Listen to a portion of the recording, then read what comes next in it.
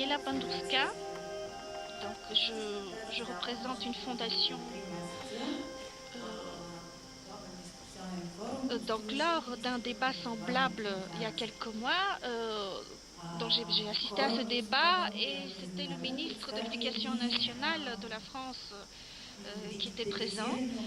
Et, et donc, en fait, il a proposé, enfin, il a présenté des modules d'enseignement numérisés, enfin numériques.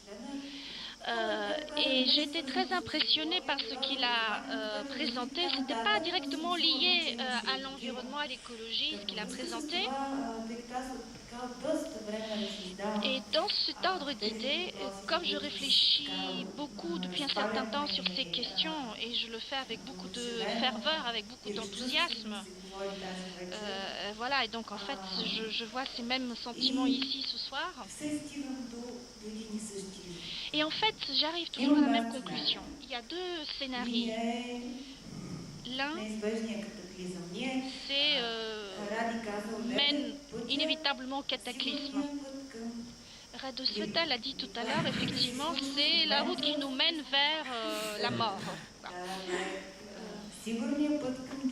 Donc effectivement, c'est la route qui nous mène sûrement vers le péril, vers la mort. Et depuis 4 ans, effectivement, on voit très bien que c'est ça la bonne route vers la mort.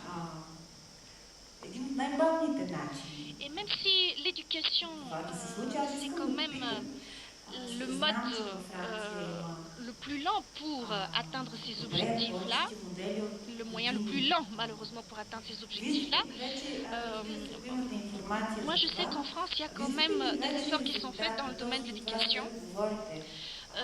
Et d'ailleurs de la sensibilisation à la protection de l'environnement. Donc moi je suis sûre que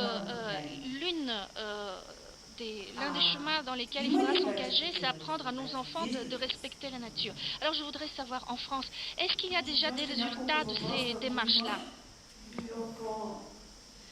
Et, et s'il y a d'autres questions, peut-être ce serait bien de les poser pour les résumer. Alors, Simeon Korov de l'Union Shtaslivetsa et je suis étudiant à la Nouvelle Université bulgare.